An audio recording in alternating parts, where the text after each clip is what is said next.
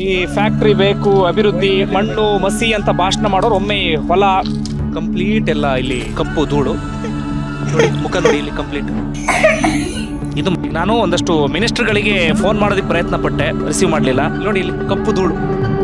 ಮನುಷ್ಯನ ದೇಹದ ಒಳಗಡೆ ಹೋದ್ರೆ ಏನಾಗಬೇಡ ಪರಿಸ್ಥಿತಿ ಅಂತ ಹೇಳಿ, ಕೈಯಲ್ಲಂತೂ ಇದನ್ನ ಮುಟ್ಟಕ್ಕೆ ಸಾಧ್ಯ ಇಲ್ಲ ನೋಡಿ. ನಮಸ್ತೆ ಸ್ನೇಹಿತರೆ, ಪೀಪಲ್ ಟಿವಿಗೆ ಸ್ವಾಗತ. ನಾನು ಮುರಳಿ ಮಾಲೂರು. ಸನ್ಮಾನ್ಯ ಸಿದ್ದರಾಮಯ್ಯನವರು, ಡಿ ಕೆ ಶಿವಕುಮಾರ್ ಅವರು ಜೊತೆಗೆ ಅವರ ಇಡೀ ಸರ್ಕಾರವೇ ಒಂದೇ ಒಂದು ದಿನದ ಮಟ್ಟಿಗೆ ಕೊಪ್ಪಳ ಜಿಲ್ಲೆಯ ಹಿರೇಬಗನಾಳ ಗ್ರಾಮಕ್ಕೆ ಬಂದು ಒಂದು ದಿನದ ಮಟ್ಟಿಗೆ ನೀವು ಅಲ್ಲಿ ಸ್ಟೇ ಮಾಡಬೇಕು ಅಂತ ಮನವಿ ಮಾಡ್ತಿದ್ದೀರಿ. ಒಂದು ದಿನ ಇದ್ರೆ ನಿಮ್ಮ ಪರಿಸ್ಥಿತಿ ಹೇಗಿರುತ್ತೆ ಅಂತ ಜಸ್ಟ್ ಒಂದು ಕ್ಲಿಪ್ಪಿಂಗ್ ಅನ್ನ ಹಾಕ್ತೀವಿ, ವಿಡಿಯೋ ಕ್ಲಿಪ್ಪಿಂಗ್ ಅನ್ನ ಒಂದ್ಸಾರಿ ನೋಡ್ಕೊ ಬನ್ನಿ, ನಿಮಗೆ ಅರ್ಥ ಆಗುತ್ತೆ.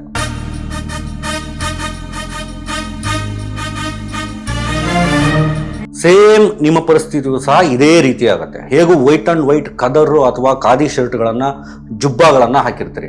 ನೆಕ್ಸ್ಟ್ ನಿಮ್ಮನ್ನ ಯಾರು ಸಿದ್ದರಾಮಯ್ಯ, ಯಾರು ಡಿ ಕೆ ಶಿವಕುಮಾರ್, ಯಾರು ಎಂ ಬಿ ಪಾಟೀಲ್ ಅಂತ ಹುಡುಕಾಡಿದ್ರು ಕೂಡ ನಮಗ್ ಸಿಗಲ್ಲ. ಜಸ್ಟ್ ಒಂದು ದಿನಕ್ಕೆ ನೀವೆಲ್ಲ ಈ ರೀತಿ ಆಗಿರ್ತೀರಿ. ಬಟ್ ಅಲ್ಲಿ ವಾಸ ಮಾಡ್ತಿರುವಂತ ಜನ ಪ್ರತಿದಿನ ಇದೇ ಪರಿಸ್ಥಿತಿಯನ್ನ ಅನುಭವಿಸ್ತಾ ಇದ್ದಾರೆ, ಇದೇ ಪರಿಸ್ಥಿತಿಯಲ್ಲಿ ಬದುಕ್ತಾ ಇದ್ದಾರೆ. ಸ್ನೇಹಿತರೆ, ಇಡೀ ಊರೇನೆ ಸ್ಮಶಾನ ಆಗೋ ತರ ಇದೆ. ಕೇವಲ 5 ವರ್ಷ ಇದ್ರೆ ಸಾಕು, ಅರ್ಧಕ್ಕರ್ಧ ಜನ ಅಲ್ಲಿ ಇರೋದಿಲ್ಲ. ಹುಟ್ಟಿದಂಥ ಮಕ್ಕಳು ಬದುಕೋದಿಲ್ಲ. ಏನು ಮುದುಕರು ಯಾರಿದ್ದಾರೆ, ಮುದುಕರಾಗೋದಕ್ಕೆ ಮುಂಚೆನೆ ಅವರು ಉಳಿಯೋದಿಲ್ಲ. ಬನ್ನಿ ಒಂದಷ್ಟು ಮಾತಾಡೋಣ. ಇಂಥ ಪರಿಸ್ಥಿತಿಯಲ್ಲಿ ಚೀನಾ ಏನು ಮಾಡ್ದು, ನಮ್ಮ ದೇಶದಲ್ಲಿ ಏನೆಲ್ಲ ಆಗಿದೆ, ರಾಜ್ಯ ಸರ್ಕಾರ ಏನು ಮಾಡಬೇಕಿದೆ, ಎಲ್ಲವನ್ನು ಡೀಟೇಲ್ ಆಗಿ ಮಾತಾಡೋಣ. ಅದಕ್ಕೂ ಮುನ್ನ ನೀವೇನು ಪೀಪಲ್ ಚಾನಲ್ ಅನ್ನು ಸಬ್ಸ್ಕ್ರೈಬ್ ಮಾಡಿಲ್ಲ ಅಂದ್ರೆ ದಯವಿಟ್ಟು ಈಗಲೇ ಸಬ್ಸ್ಕ್ರೈಬ್ ಮಾಡಿ, ಹಾಗೆ ಬೆಲ್ ಐಕಾನ್ ಕ್ಲಿಕ್ ಮಾಡೋದನ್ನ ಮರಿಬೇಡಿ. ತಪ್ಪದೇ ಈ ಒಂದು ವಿಡಿಯೋವನ್ನ ಹೈಪ್ ಮಾಡಿ, ಸಾಧ್ಯವಾದಷ್ಟು ಜನಕ್ಕೆ ಈ ಒಂದು ವಿಡಿಯೋವನ್ನ ಶೇರ್ ಮಾಡಿ ಅಂತ ಮನವಿ ಮಾಡ್ತಾ ಇದ್ದೀನಿ.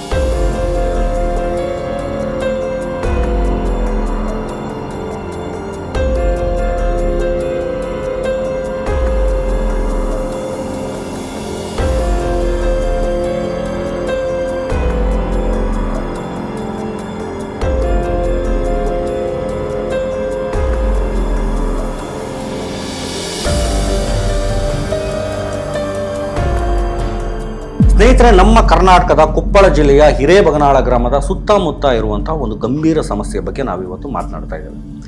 ಸರ್ಕಾರ ಇಲ್ಲಿ ಸ್ಮಶಾನ ಗ್ಯಾರಂಟಿಯನ್ನ ಕೊಡಲೇಬೇಕಾಗಿದೆ ಅಂತ ಪರಿಸ್ಥಿತಿ ಇದೆ. ಅಲ್ಲಿ ಸತ್ತವರನ್ನು ಉಳೋದಕ್ಕೆ ಜಾಗ ಬೇಕಲ್ರಪ್ಪ, ಆ ಕಾರಣಕ್ಕಾದ್ರೂ ನೀವು ಏನು ಸ್ಮಶಾನ ಗ್ಯಾರಂಟಿಯನ್ನ ಕೊಡಲೇಬೇಕು.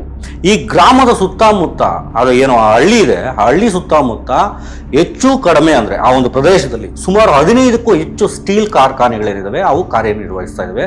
ಜಸ್ಟ್ ಒಮ್ಮೆ ಅದರ ಲೀಸ್ಟ್ ಅನ್ನ ಹೇಳ್ತೀನಿ, ನೀವೇ ಕೇಳಿಬಿಡಿ.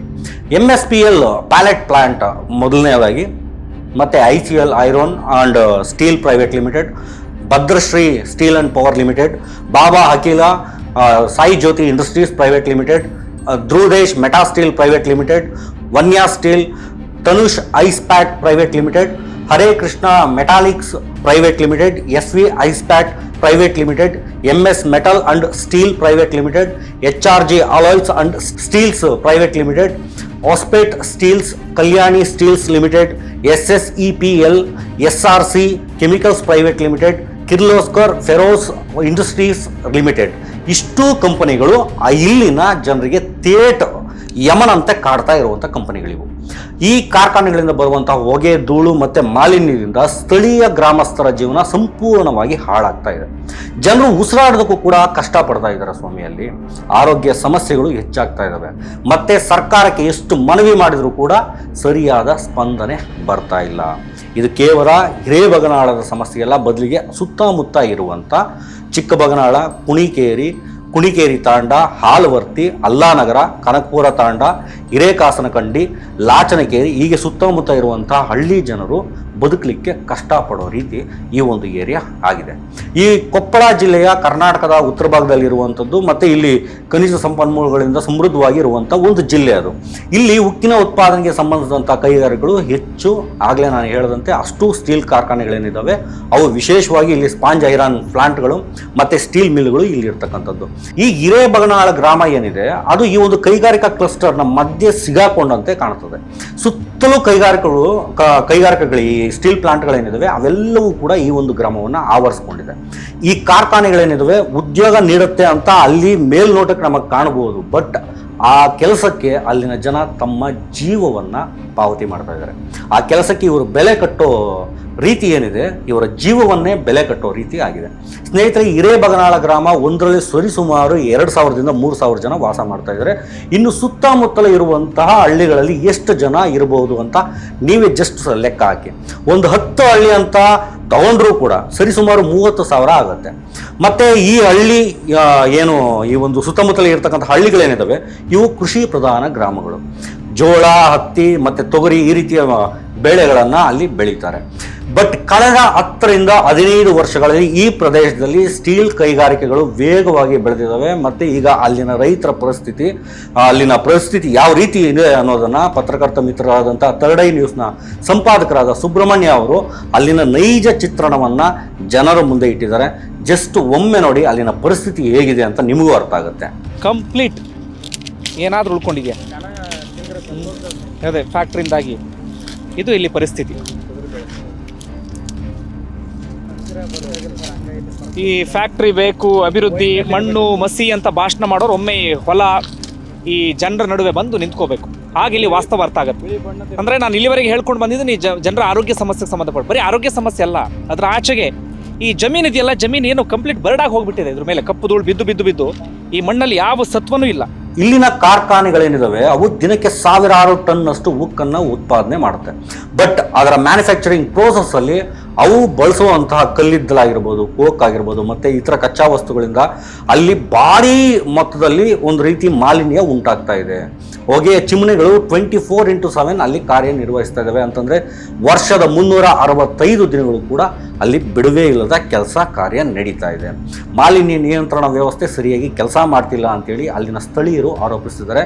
ಬೇಜವಾಬ್ದಾರಿಯಿಂದ ಅಲ್ಲಿನ ಬಂಡವಾಳಶಾಹಿಗಳು ಈ ಕೆಲಸವನ್ನು ಮುಂದುವರಿಸ್ತಾನೆ ಬರ್ತಾ ಇದ್ದಾರೆ.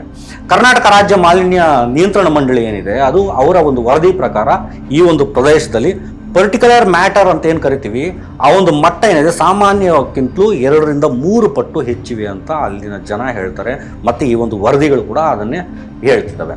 ಆದರೂ ಕೂಡ ಮಾಲಿನ್ಯ ನಿಯಂತ್ರಣ ಮಂಡಳಿ ಏನಿದೆ, ಆ ಒಂದು ಇಲಾಖೆ ಏನಿದೆ, ಕಣ್ಣಿಗೆ ಬಟ್ಟೆ ಕೊಟ್ಕೊಂಡು ಕೂತಿದ್ದಾರೆ.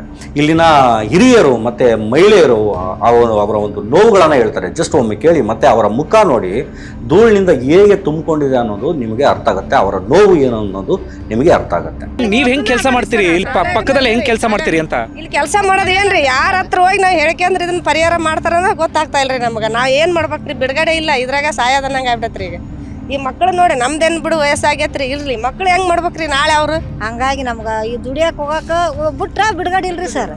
ಬಡವರು ಹೋಗಬೇಕ್ರಿ ಸರ್, ಹೋಗ್ಲಿಕ್ರೆ ನಡೆಯಗಲ್ರಿ.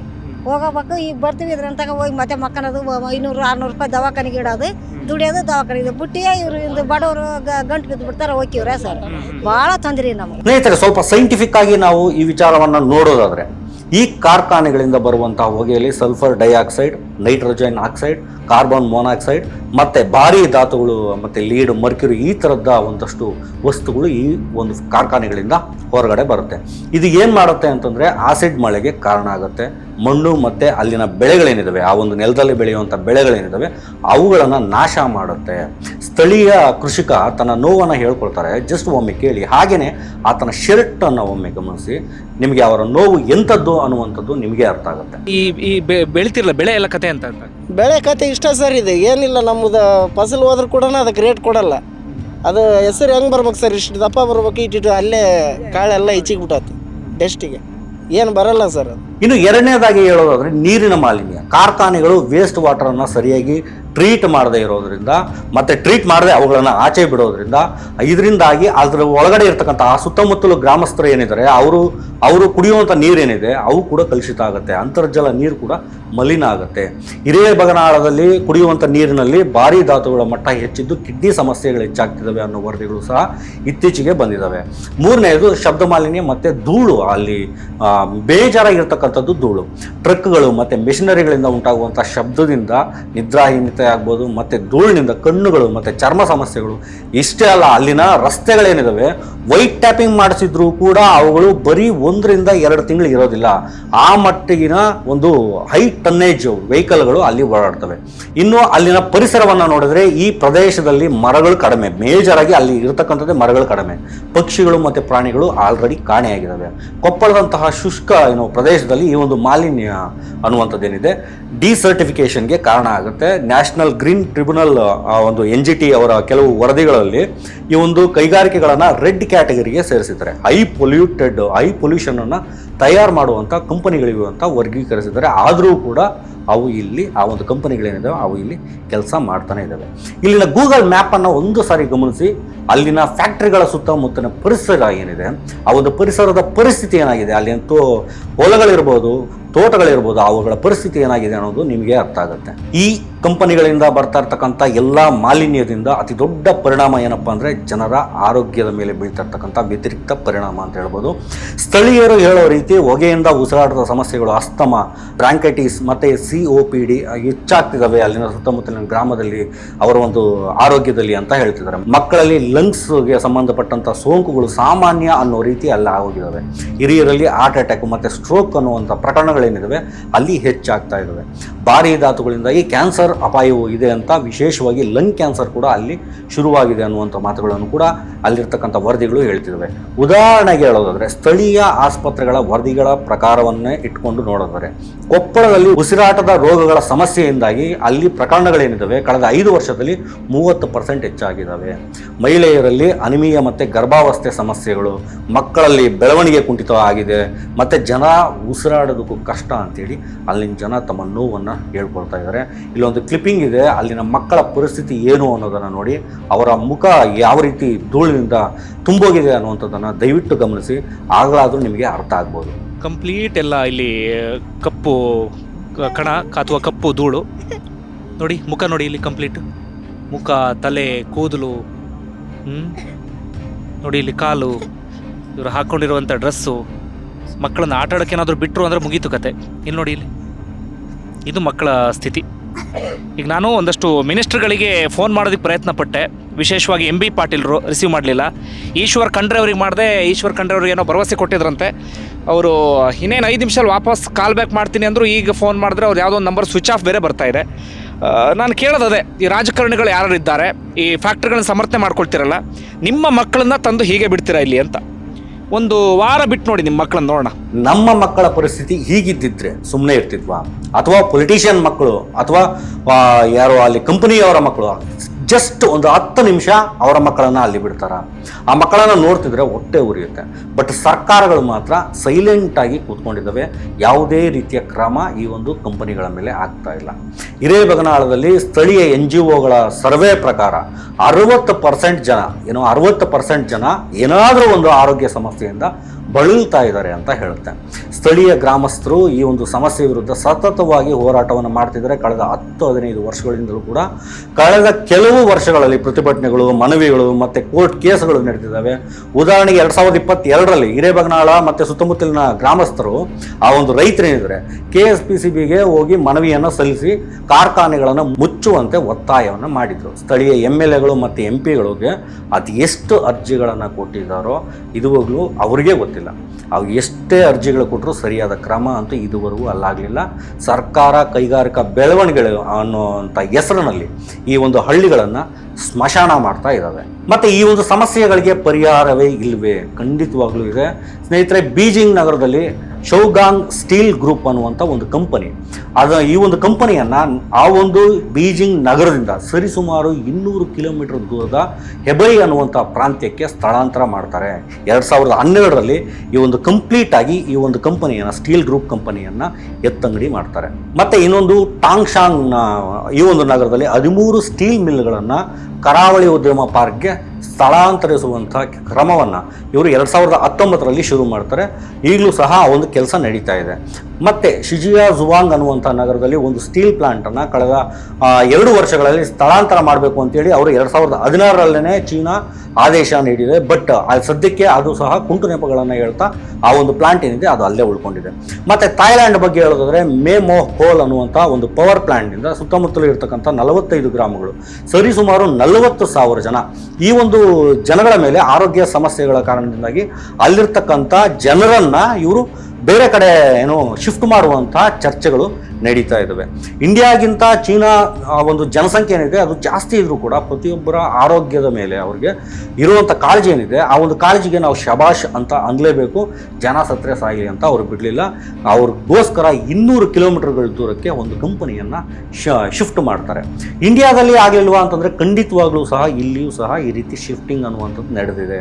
ದೆಹಲಿಯಲ್ಲಿ 1990ರ ದಶಕದಲ್ಲಿ ಸುಪ್ರೀಂ ಕೋರ್ಟ್ ಆದೇಶದಂತೆ ಸುಮಾರು 20,000ಕ್ಕೂ ಹೆಚ್ಚು ಪೊಲ್ಯೂಟಿಂಗ್ ಮಾಡ್ತಿದ್ದಂಥ ಇಂಡಸ್ಟ್ರಿಯಲ್ ಯೂನಿಟ್ಗಳನ್ನು, ಇದರಲ್ಲಿ ಸ್ಟೀಲ್ ಇದೆ, ಸ್ಟೀಲ್ ಪ್ರೊಸೆಸಿಂಗ್ ಕಂಪನಿಗಳಿದ್ವು, ಪಿಕ್ಲಿಂಗ್ ಕಂಪನಿಗಳು, ಈ ಒಂದು ಯೂನಿಟ್ಗಳೆಲ್ಲ ಸೇರಿದಂತೆ ಎಲ್ಲ ಕಂಪನಿಗಳು ಇದ್ವು. ಅಲ್ಲಿ ರೆಸಿಡೆನ್ಷಿಯಲ್ ಏರಿಯಾಗಳಿಂದ ಭಾವನಾ ಅನ್ನುವಂಥ ಒಂದು ನಗರಕ್ಕೆ ಅಥವಾ ಔದ್ಯೋಗಿಕ ಪ್ರದೇಶಗಳಿಗೆ ಸ್ಥಳಾಂತರ ಮಾಡಿದ್ದಾರೆ. ಇದು ಏಷ್ಯಾದ ಅತಿ ದೊಡ್ಡ ಇಂಡಸ್ಟ್ರಿಯಲ್ ರೀಲೊಕೇಶನ್ ಸ್ಕೀಮ್ಗಳಲ್ಲಿ ಒಂದು ಅಂತ ಹೇಳಲಾಗಿದೆ.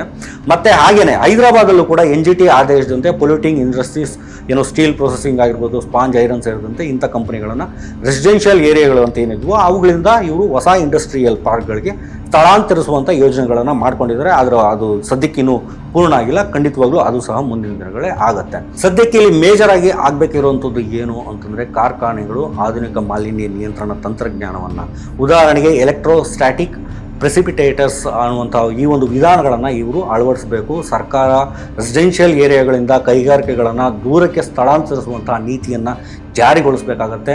ಚೀನಾ ಮತ್ತು ಇತರ ದೇಶಗಳಂತೆ ಇಲ್ಲಿನ ಸರ್ಕಾರವೂ ಕೂಡ ಕೆಲಸ ಮಾಡಲೇಬೇಕು. ಆ ಒಂದು ನಿಟ್ಟಿನಲ್ಲಿ ಜನಗಳನ್ನು ಕಾಪಾಡುವಂಥ ನಿಟ್ಟಿನಲ್ಲಿ ಕೆಲಸ ಮಾಡಬೇಕಾಗತ್ತೆ. ಸ್ಥಳೀಯರು NGOಗಳೊಂದಿಗೆ ಸೇರಿ ಹೆಚ್ಚು ಹೆಚ್ಚು ಪ್ರತಿಭಟನೆಗಳನ್ನು ಮಾಡಬೇಕು. 24ನೇ ತಾರೀಕು ಅಂದರೆ ಇವತ್ತೇ ಪ್ರತಿಭಟನೆ ಹಮ್ಮಿಕೊಂಡಿದ್ದಾರೆ ಅಲ್ಲಿನ ಜನ. ಅವರ ಜೊತೆ ಸಹ ಮೀಡಿಯಾಗಳು ಸಹ ಧ್ವನಿ ಎತ್ತಬೇಕು ಅಂತ ನಾನು ಕೇಳ್ಕೊಳ್ತಾ ಇದ್ದೀನಿ. ಸ್ನೇಹಿತರೆ, ಈ ವಿಡಿಯೋನ ಹೆಚ್ಚೆಚ್ಚು ಶೇರ್ ಮಾಡಿ, ಜನರಿಗೆ ಅರ್ಥ ಆಗಲಿ ಮತ್ತು ಸರ್ಕಾರ ಆದಷ್ಟು ಬೇಗ ಸ್ಮಶಾನ ಆಗೋದಕ್ಕೆ ಬಿಡದೆ ಈ ಒಂದು ಹಿರೇಬಗನಾಳ ಗ್ರಾಮ ಮತ್ತು ಸುತ್ತಮುತ್ತಲಿನ ಗ್ರಾಮಗಳನ್ನು ರಕ್ಷಣೆ ಮಾಡಲಿ ಅಂತ ಹೇಳ್ತಾ ಥ್ಯಾಂಕ್ಸ್ ಫಾರ್ ವಾಚಿಂಗ್. ವಿಡಿಯೋ ಇಷ್ಟ ಆಗಿರೋ ಲೈಕ್ ಮಾಡಿ, ಶೇರ್ ಮಾಡಿ, ಹಾಗೆ ಈ ಒಂದು ಚಾನಲನ್ನು ಸಬ್ಸ್ಕ್ರೈಬ್ ಮಾಡೋದು ಮರಿಬೇಡಿ.